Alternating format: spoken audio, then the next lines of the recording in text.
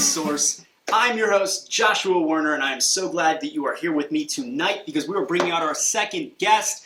That's right, Calico Cooper of Beasto Blanco is with us as well, and she is one of the coolest humans that has ever lived. Actress, director, singer, she just mind-blowingly smart and funny and charming. Calico was an absolute blast. We are going to be bringing out my special guest co-host, my dear friend Rissa, who is conducting the interview with Calico that we filmed recently in San Francisco. We had so much fun, and I can't wait for you guys to watch it. Awesome. So you directed some of the Beasto Blanco music videos. Yeah. What was that like? There's a drive in between where my parents live in Phoenix and where I live in Los Angeles, and Chuck sends me songs that are gonna, come up on the new record, and the ones that the labels want to do videos for. And there's some kind of weird trance you go into, or at least I go into, on that drive, where I start seeing the song starts playing, right? Like these moments, and the moments that are jumping out in the song, like these little flashes in my head.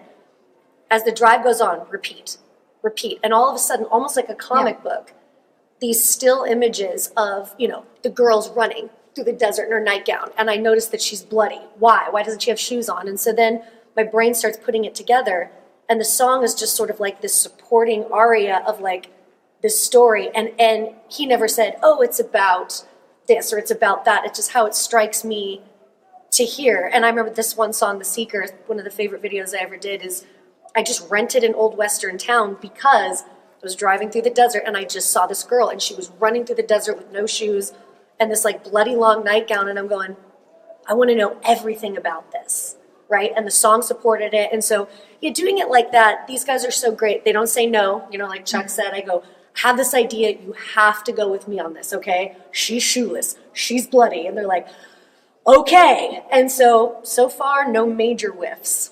Since we talked about you directing, let's now talk about you on stage. Props. Yeah. Let's start there. Tell us all about them. I find that there's something about body language where if I don't have it and I'm making a point, right? I can sing and I can perform, but body language specialists will tell you, and I'm obsessed with this weird stuff, so hear me out. Micro language, like your body language, when your hands are open, you're begging. And you notice a lot of crooners do that. Their hands are open and they're begging. And there's something about being armed, even if I had a pencil, it gives me authority. And so I can sing about break down, and do whatever with my hands. And it is like Ricky Bobby. Like, what am I doing with my hands? But if I have this and I'm directing you to sing, and I'm directing you to sing, and I have something that they can look at, it gives me some sort of like character and authority and something to go to because I don't play an instrument. So when they're lost in their instrument, it's like, I need something in my hands right now. So it started off with Chuck giving me this, and this sort of was the birth of the character. Because I'm like, who would hold this, right, and why? And would she be menacing with it, or would she have any idea that it was deadly at all? And so I kind of like created the character off that, and then the CO2 gun and the hand cannon and all this stuff I just started building, and before you know it, I was fully armed, and I'm going, this says something about me psychologically, and I'm not sure what, but yeah. You like it. It says something.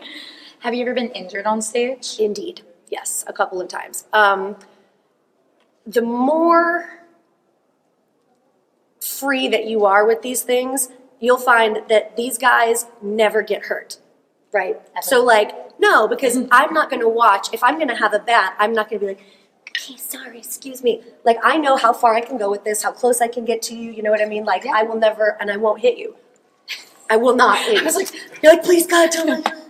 But like, that CO2 gun is the most dangerous thing that we have. Not to anybody else, but physically the person holding it. So I get up to about 300 degrees in that costume. And at the end of the show, I fire it, and I had my leg up, and I put it down, and the frozen barrel touched my hot leg and spot welded to it. And I knew it. And I pulled it off, and I was like, this is going to be bad. So 2 days later, I had a scab, and I go, oh, that's not that bad. Then it fell off. and there was just a hole there. And so I was like, you need to respect that thing. It now has my respect, and I don't want to be near it. So, Machine Girl. Yes. Let's talk about the persona.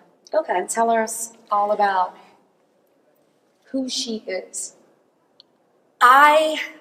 Okay, so the Machine Girl is a really interesting character for me. I, as Calico, as a human being, I'm a really nice, accommodating, I went to finishing school. I know how to eat properly at weddings, and and I did all of that because that was just what I did. And then I think when I get to play Machine Girl, there's something about I can do anything that I want.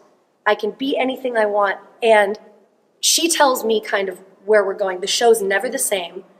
And when I play her, I notice that women in the crowd aren't, they're not, sometimes when there's a big, tall girl half dressed, they're just like, they're looking at it going, yes, like we're on the same team, right? Because it's empowering.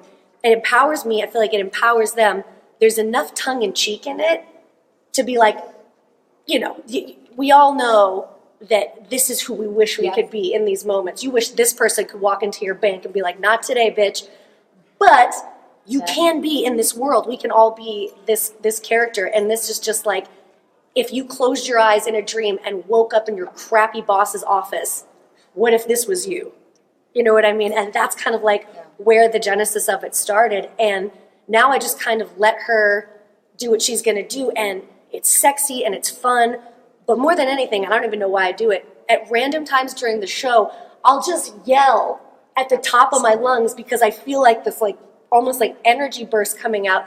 And I look down and people are crying because it's just all this feminine energy pent up, and I just howl and everyone goes, and I'm like, I wasn't trying to make you cry, but thanks.